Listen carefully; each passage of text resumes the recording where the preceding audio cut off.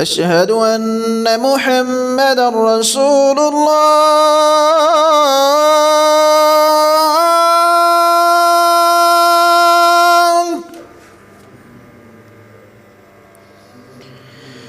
أشهد أن محمدا رسول الله.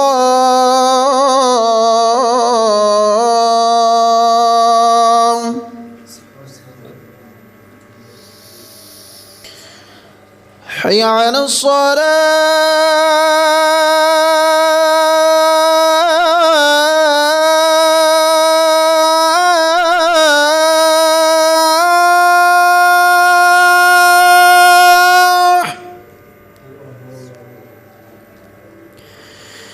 حي على الصلاة.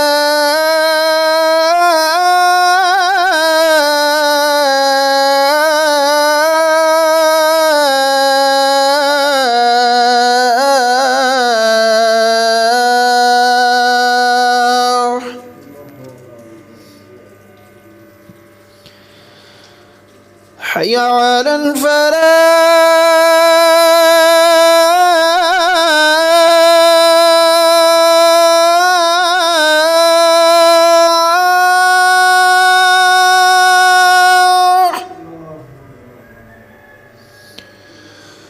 حي على الفلاح.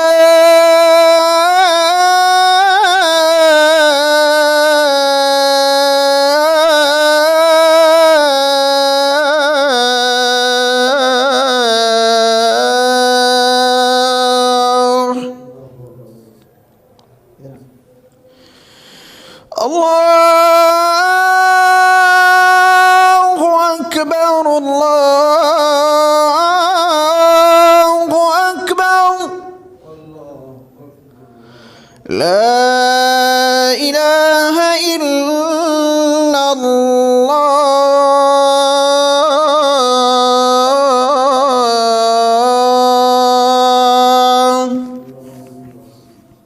اللهم صل على محمد وعلى آل محمد كما صليت على إبراهيم وعلى آل إبراهيم إنك حميد مجيد.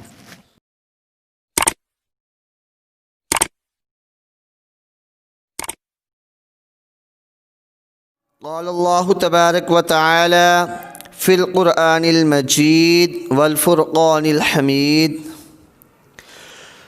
وإلهكم إله واحد لا إله إلا هو الرحمن الرحيم. وقال النبي صلى الله عليه وسلم: لا إله إلا الله. قولوا لا إله إلا الله تفلحوا تملك الأرض والعجم، او كما قال النبی صلی اللہ علیہ وسلم۔ محترم سامعین، جو ہمارا موضوع تھا وہ توحید پر چل رہا تھا کہ ہم اللہ رب العالمین کی توحید کو لوگوں کے سامنے پیش کریں، انہیں بتلائیں۔ جو اسلام کا سب سے پہلا رکن ہے وہ رکن بھی توحید ہے۔ جتنے بھی انبیاء اکرام رضوان علیہم السلام اس دنیا میں آئے، ان سب کے بارے میں اللہ تبارک و تعالی ارشاد فرماتے ہیں: وَمَا أَرْسَلْنَا مِن قَبْلِكَ مِن رَّسُولٍ إِلَّا نُوحِي إِلَيْهِ أَنَّهُ لَا إِلَٰهَ إِلَّا أَنَا فَاعْبُدُونِ، کہ آپ سے پہلے ہم نے کوئی رسول ایسا نہیں بھیجا کہ جس کی دعوت یہ نہ ہو کہ لوگوں کہہ دو لا الہ الا اللہ، کہ اللہ کے علاوہ کوئی معبود برحق نہیں اور صرف میری ہی عبادت کرو۔ یہ تمام انبیاء کرام کو اللہ تبارک و تعالی نے حکم دیا اور تمام انبیاء کرام جب آئے تو انہوں نے جس چیز کی طرف لوگوں کو بلایا وہ سب سے پہلا کام، جو سب سے پہلا فریضہ تھا، وہ لا الہ الا اللہ تھا۔ توحید کی 3 قسمیں ہیں: توحید ربوبیت، توحید الوہیت اور توحید اسماء و صفات۔ تو ہم نے سب سے پہلے اس چیز کا اقرار کرنا ہے اور اسے دل سے ماننا ہے کہ اللہ کے علاوہ کوئی معبود برحق نہیں۔ اس کے بعد ہمارے اعمال اللہ کے ہاں قبول ہوں گے۔ اگر ہم نیک اعمال تو کرتے رہیں، نمازیں پڑھتے رہیں، روزے رکھتے رہیں، حج بھی کریں اور زکوٰۃیں بھی ادا کرتے رہیں، لیکن ہم اسلام کے سب سے پہلے رکن توحید کو چھوڑ دیں تو یہ ہماری نمازیں بھی بیکار ہیں، انہیں پڑھنے کا بھی کوئی فائدہ نہ ہوگا، روزہ، زکوٰۃ، حج، تمام کے تمام جو ہمارے اعمال ہوں گے وہ ضائع ہو جائیں گے۔ چاہے کوئی کسی ولی کے گھر میں رہتا ہو یا کوئی کسی نبی کے گھر میں رہتا ہو، لیکن جب تک توحید کا اقرار نہ کر لے جنت الفردوس کے اندر داخل نہیں ہو سکتا۔ اور چاہے کوئی کتنے ہی بڑے مشرک کے گھر میں رہتا ہو، جو اپنے آپ کو کہتا ہو فقال انا ربکم الاعلی، کہ میں تمہارا سب سے بڑا رب ہوں، اگر کوئی اس کے گھر میں رہ کر بھی اللہ کی توحید کا اقرار کر لیتا ہے، اللہ کی توحید کو مان لیتا ہے، تو پھر اللہ تبارک و تعالی اس کے لیے بھی جنتوں میں اپنے پاس گھر تیار کر لیتے ہیں۔ جیسا کہ حضرت لوط علیہ السلام جو ایک اللہ کے نبی تھے، ابراہیم علیہ السلام کے دور میں پہلے جب نبی آیا کرتے تھے تو ہر نبی اپنی بستی کی طرف آیا کرتا تھا، اپنے علاقے کی طرف آیا کرتا تھا، اپنے شہر والوں کو تبلیغ کیا کرتا تھا۔ ابراہیم علیہ السلام اپنی قوم سے جب بیزار ہو کر نکلے تو اس کی وجہ کیا تھی؟ ابراہیم علیہ السلام نے ان کو توحید کی دعوت دی، لیکن جب انہوں نے توحید کو نہ مانا تو ابراہیم علیہ السلام نے فرمایا کہ آج کے بعد تمہارے اور ہمارے درمیان دشمنی ہے۔ یہ دشمنی کا لفظ استعمال کیا، اس لیے کیا کہ اللہ رب العالمین کی توحید کو انہوں نے ماننے سے انکار کر دیا تھا۔ تو جب لوط علیہ السلام کی قوم بیوی نے، جو لوط علیہ السلام نبی کے گھر میں رہتی تھی، جب اسلام کو قبول نہ کیا، توحید کا اقرار نہ کیا، تو وہ جہنم والوں میں شامل ہو گئی۔ اسی طرح نوح علیہ السلام جو ایک نبی تھا جس نے 950 سال لوگوں کو تبلیغ کی، لیکن جب اس کے اپنے بیٹے نے توحید کا اقرار کرنے سے انکار کر دیا، توحید کو ماننے سے انکار کر دیا، تو اللہ تبارک و تعالی نے اسے جہنم والوں میں شامل فرما دیا اور اس کے لیے استغفار کرنے سے بھی منع کر دیا اور اس کو نبی کے گھر والوں میں شامل کرنے سے بھی انکار کر دیا۔ جب نوح علیہ السلام نے دعا کی کہ یا اللہ تیرا وعدہ تھا تو میرے گھر والوں کو بچا لے گا، تو اللہ تبارک و تعالی نے فرمایا کہ یہ تیرے گھر والوں میں شامل نہیں ہے۔ تو جو مومن ہوتا ہے اس کے گھر والے بھی مومن ہوتے ہیں۔ اسی طرح حضرت محمد صلی اللہ علیہ وسلم کے چچا ابو طالب، جن کو آپ صلی اللہ علیہ وسلم کے ساتھ بہت محبت تھی، شفقت تھی اور انہوں نے آپ کے لیے تمام قسم کی پریشانیاں، مصیبتیں، دشمنیاں بھی مول لے لیں، لیکن ایک چیز کا انہوں نے اقرار نہیں کیا اور وہ کلمہ تھا لا الہ الا اللہ۔ آپ صلی اللہ علیہ وسلم نے انہیں قریب مرگ وصیت کی اور فرمایا کہ تم لا الہ الا اللہ کا اقرار کر لو، میں قیامت کے دن اللہ کے ہاں یہ کلمہ دلیل کے طور پر پیش کروں گا، اللہ تبارک و تعالی آپ کو معاف فرما دیں گے۔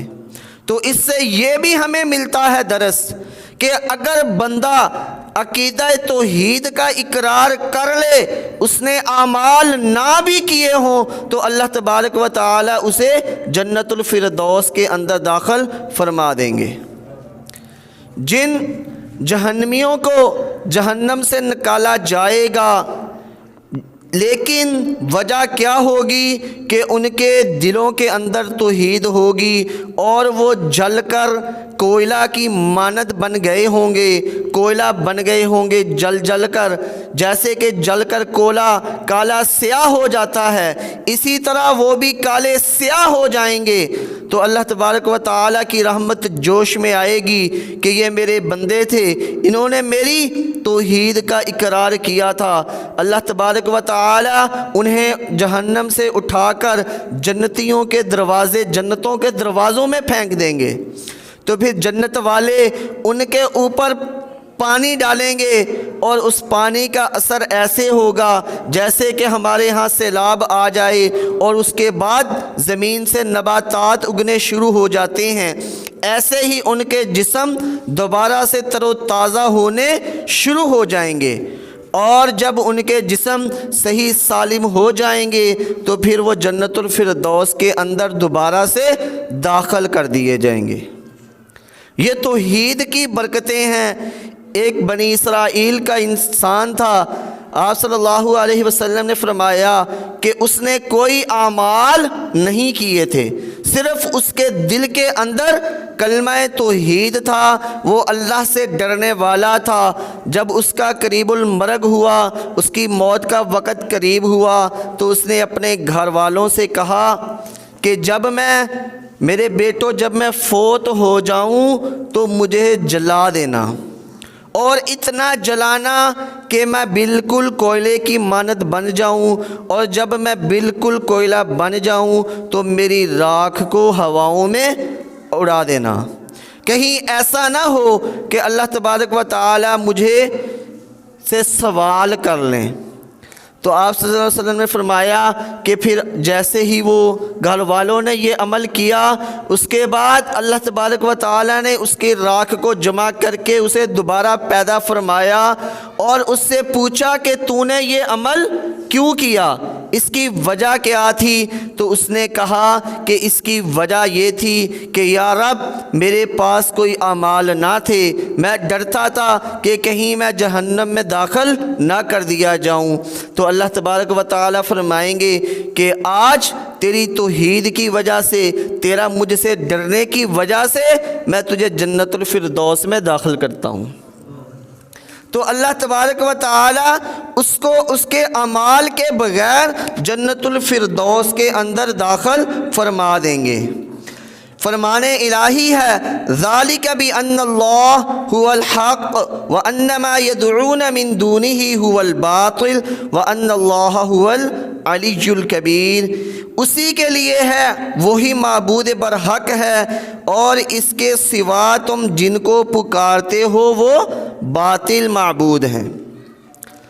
جب آپ صلی اللہ علیہ وسلم نے کفار مکہ کو دعوت دی کہ تم اپنے 360 ربوں کو چھوڑ کر ایک ہی رب کے اوپر ایمان لے آؤ، تو انہوں نے کہا اجعل الآلہۃ الہا واحدا ان ھذا لشیء عجاب، کہ یہ کیسی بات کرتا ہے، ایک ہی رب کے اوپر ایمان لے آئیں، یہ کیسے ممکن ہو سکتا ہے کہ تمام خداؤں کو چھوڑ دیں اور ایک خدا کے اوپر ایمان لے آئیں؟ ان ھذا لشیء عجاب، یہ تو عجیب چیز ہے کہ یہ بات عجیب ہے کہ ہم اپنے اتنے خداؤں کو چھوڑ دیں۔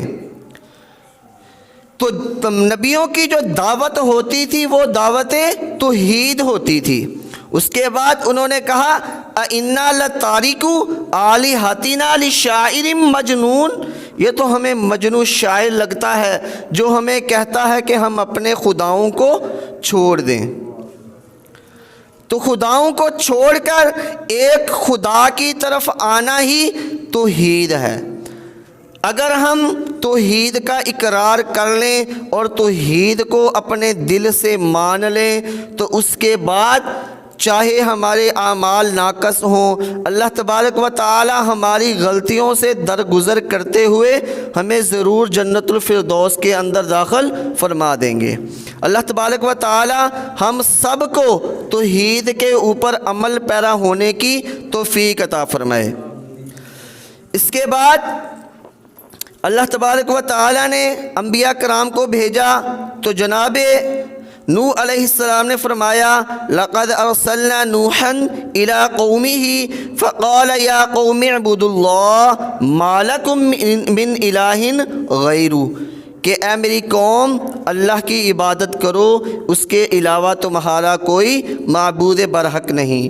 اسی طرح حضرت ہود علیہ السلام نے بھی اپنی قوم کو مخاطب کرتے ہوئے فرمایا یا قوم اعبدوا اللہ ما لکم من الہ غیرہ۔ اسی طرح صالح علیہ السلام نے بھی اپنی قوم کو مخاطب کرتے ہوئے فرمایا یا قوم اعبدوا اللہ ما لکم من الہ غیرہ، کہ اے میری قوم اللہ کی عبادت کرو اور اس کے ساتھ کسی کو شریک نہ ٹھہراؤ۔ اسی طرح حضرت شعیب علیہ السلام نے بھی یہی الفاظ دہرائے یا قوم اعبدوا اللہ ما لکم من الہ غیرہ۔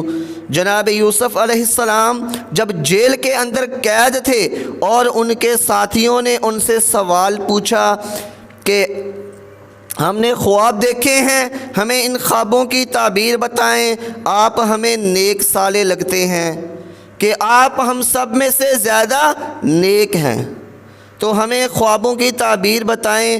تو حضرت یوسف علیہ السلام نے انہیں خوابوں کی تعبیر بتانے سے پہلے اس بات کو مناسب جانا کہ انہیں توحید کی دعوت دی جائے۔ انہوں نے کہا یا صاحب السجن اارباب متفرقون، کہ اے میرے جیل کے ساتھیوں کیا مختلف خدا بہتر ہیں، ام اللہ الواحد القہار، یا ایک ہی خدا جو قہار ہے وہ زیادہ بہتر ہے۔ اس کے بعد انہیں بتلایا کہ یہ جو تم نے خدا بنا رکھے ہیں ما تعبدون من دونہ الا اسماء سمیتموها انتم وآباؤکم ما نزل اللہ من شیء، کہ اے میرے ساتھیوں یہ جو تمہارے خدا ہیں ان کے نام جن کے تم نے رکھے ہوئے ہیں، جن ناموں سے تم ان کی عبادت کرتے ہو، یہ تمہارے اپنے ہی من گھڑت ہیں، اس کے بارے میں اللہ تبارک و تعالی نے کوئی دلیل نازل نہیں کی۔ ان کی عبادت یا تو تم نے شروع کی یا تمہارے باپ دادا نے ان کی عبادت شروع کی۔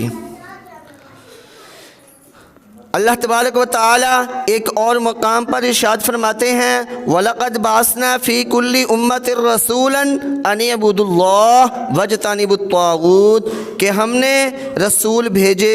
رسول بھیجنے کا مقصد کیا تھا کہ تم اللہ کی عبادت کرو اور طاغوت سے بچ جاؤ۔ توحید سب سے پہلا نظریہ ہے جو ایک مومن کا ہونا چاہیے۔ آپ صلی اللہ علیہ وسلم نے حضرت معاذ کو جب بھیجا یمن کی طرف تو ان سے فرمایا کہ تو سب سے پہلے انہیں جس چیز کی طرف دعوت دے وہ کلمہ توحید ہونا چاہیے، کہ سب سے پہلی بات جس کی طرف تو نے ان کو بلانا ہے وہ توحید ہو۔ جب وہ توحید کا اقرار کر لیں، اسلام قبول کر لیں، مومن بن جائیں، تو پھر اس کے بعد انہیں نماز، زکوٰۃ اور تمام کے تمام جو فریضے ہیں ان کا حکم دینا اور مظلوم کی بد دعا سے بچنا۔ اسی طرح ایک روایت حضرت ابو ہریرہ رضی اللہ تعالی عنہ سے مروی ہے کہ ایک دفعہ آپ صلی اللہ علیہ وسلم ہم میں موجود تھے، ہم میں بیٹھے ہوئے تھے کہ اچانک آپ صلی اللہ علیہ وسلم وہاں سے اٹھ کر چل دیے۔ تو جب ہم نے کافی دیر آپ صلی اللہ علیہ وسلم کو اپنے ہاں موجود نہ پایا، اپنے ہاں سے غائب پایا کہ آپ صلی اللہ علیہ وسلم کو کافی ٹائم گزر چکا ہے، آپ صلی اللہ علیہ وسلم واپس تشریف نہیں لائے، تو پھر ہمیں ڈر محسوس ہوا کہ کوئی دشمن آپ صلی اللہ علیہ وسلم کو نقصان نہ پہنچا دے، یا آپ صلی اللہ علیہ وسلم کو کسی دشمن نے گھیر نہ رکھا ہو۔ تو چنانچہ ہم آپ صلی اللہ علیہ وسلم کی تلاش میں نکل کھڑے ہوئے، اور سب سے پہلا شخص میں تھا جو آپ صلی اللہ علیہ وسلم کی تلاش میں نکلا۔ یہ صحیح مسلم کی روایت ہے۔ وہ فرماتے ہیں کہ میں بنو نجار کے باغ کے پاس پہنچا اور مجھے اندر جانے کا کوئی رستہ نہ مل رہا تھا، تو میں نے ایک نالی دیکھی کہ جس کے اندر سے بنو نجار کے باغ کا پانی باہر کو آ رہا ہے۔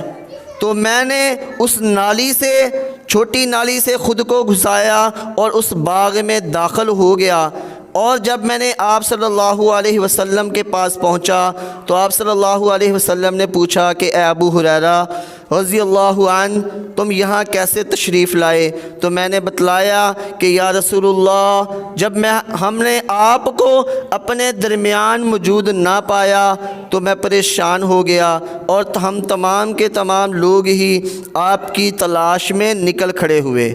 میں سب سے آگے تھا، اس لیے میں سب سے پہلے آپ صلی اللہ علیہ وسلم تک پہنچ گیا ہوں۔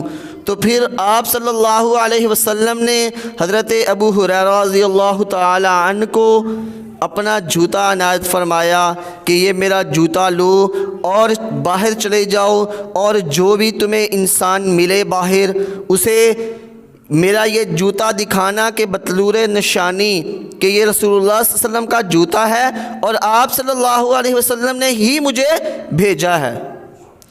تو پھر اسے کہنا کہ جو شخص اس چیز کی گواہی دے دے کہ اللہ کے علاوہ کوئی معبود برحق نہیں، وہ جنت میں داخل ہوگا۔ تو میں نے جب باہر نکلا تو جو سب سے پہلے انسان مجھے ملے وہ حضرت عمر فاروق رضی اللہ تعالی عنہ تھے۔ تو جب حضرت عمر فاروق رضی اللہ تعالی عنہ کو یہ بات بتلائی تو انہوں نے مجھے ایک چت لگائی، ایک تھپڑ رسید کیا، جس سے میں الٹا جا کے گرا، اور پھر میں روتا ہوا آپ صلی اللہ علیہ وسلم کے پاس واپس آیا، اور آپ صلی اللہ علیہ وسلم کے پاس حضرت عمر فاروق بھی پہنچ گئے۔ تو میں نے کہا، آپ صلی اللہ علیہ وسلم نے رونے کی وجہ پوچھی تو میں نے بتلایا کہ میں نے آپ کی کہی ہوئی بات جا کر حضرت عمر فاروق کو بتلائی ہے، اور انہوں نے آگے سے مجھے مارا ہے۔ تو آپ صلی اللہ علیہ وسلم نے پوچھا کہ اے عمر، اس کی کیا وجہ ہے؟ تو آپ رضی اللہ تعالی عنہ نے فرمایا کہ یا رسول اللہ، میرے ماں باپ آپ پر قربان ہوں، کیا یہ جو بات کر رہا ہے وہ واقعہ ہی آپ نے ہی کہا ہے ان سے کہنے کے لیے؟ تو آپ صلی اللہ علیہ وسلم نے فرمایا کہ ہاں میں نے ہی کہا تھا۔ تو آپ رضی اللہ تعالیٰ عنہ نے کہا یا رسول اللہ صلی اللہ علیہ وسلم، آپ ایسا نہ کریں، ایسا نہ ہو کہ لوگ توکل کر کے بیٹھ جائیں اور اعمال کرنا چھوڑ دیں۔ تو پھر آپ صلی اللہ علیہ وسلم نے دوبارہ حضرت ابو ہریرہ کو اس کا حکم نہیں دیا، لیکن اس بات سے یہ دلیل لے لینا کہ ہم بالکل ہی اعمال کرنا چھوڑ دیں تو یہ سراسر غلط ہے۔ کیا کوئی پسند کرتا ہے کہ میں پہلے جہنم کے اندر جلایا جاؤں پھر میں جنت الفردوس کے اندر داخل ہو جاؤں؟ تو ایسا اپنے اوپر کوئی بھی ظلم برداشت نہیں کرتا، اس لیے ہمیں اعمال بھی کرنے چاہیے جن کا آپ صلی اللہ علیہ وسلم نے ہمیں حکم دیا ہے، ان احکامات کو ماننا چاہیے، اور جن سے منع کیا ہے ان سے بچ جانا چاہیے۔ ایک دفعہ حضرت موسیٰ علیہ السلام نے اللہ تبارک و تعالیٰ سے فرمایا کہ یا رب مجھے کوئی ایسی بات بتلا، کوئی ایسا ذکر بتلا کہ جسے میں کروں اور میں تیرے قریب تر ہو جاؤں۔ تو اللہ تبارک و تعالیٰ نے موسیٰ علیہ السلام سے فرمایا کہ تو کیا لا الہ الا اللہ، لا الہ الا اللہ کا ذکر کر، یہ سب سے افضل ذکر ہے۔ تو موسیٰ علیہ السلام نے کہا یا اللہ یہ تو تیرے تمام کے تمام بندے ہی ذکر کرتے ہیں۔ تو آپ علیہ السلام کو اللہ تبارک و تعالی نے جواب دیا کہ اے موسیٰ اگر ایک پلڑے کے اندر زمین و آسمان کو رکھ دیا جائے اور دوسرے پلڑے کے اندر صرف لا الہ الا اللہ کا وزن ہو تو لا الہ الا اللہ کا پلڑا بھاری ہو جائے گا۔ اسی طرح ایک روایت میں آتا ہے کہ ایک شخص قیامت کے دن آئے گا کہ اس کے نامہ اعمال میں اتنے گناہ ہوں گے کہ اس کے رجسٹر بھرے ہوئے ہوں گے تمام کے تمام۔ پھر اللہ تبارک و تعالیٰ اس سے مخاطب ہوں گے اور فرمائیں گے ہاں تم اپنے ان گناہوں کا اعتراف کرتے ہو، یہ تمہارے ہی گناہ ہیں۔ وہ کہے گا ہاں یا اللہ یہ میرے ہی گناہ ہیں، یہ میں نے ہی کیے تھے۔ تو پھر اللہ تبارک و تعالیٰ فرمائیں گے کہ آج تمہارے ساتھ انصاف کیا جائے گا۔ تو وہ شخص یہی سوچے گا کہ میں جہنم میں داخل کر دیا جاؤں گا، لیکن اللہ تبارک و تعالیٰ فرمائیں گے کہ تیری ایک نیکی ہے، ایک کاغذ ہے جس پر لکھا ہوا ہے اشہد ان لا الہ الا اللہ و اشہد ان محمدا عبدہ و رسولہ۔ تو اس کو بھی تولا جائے گا تیرے اعمال کے ساتھ۔ تو وہ شخص کہے گا یا اللہ اس ایک کلمے کے وزن کے مقابلے میں اتنے جو رجسٹر بھرے پڑے ہیں وہ تو زیادہ بھاری ہوں گے۔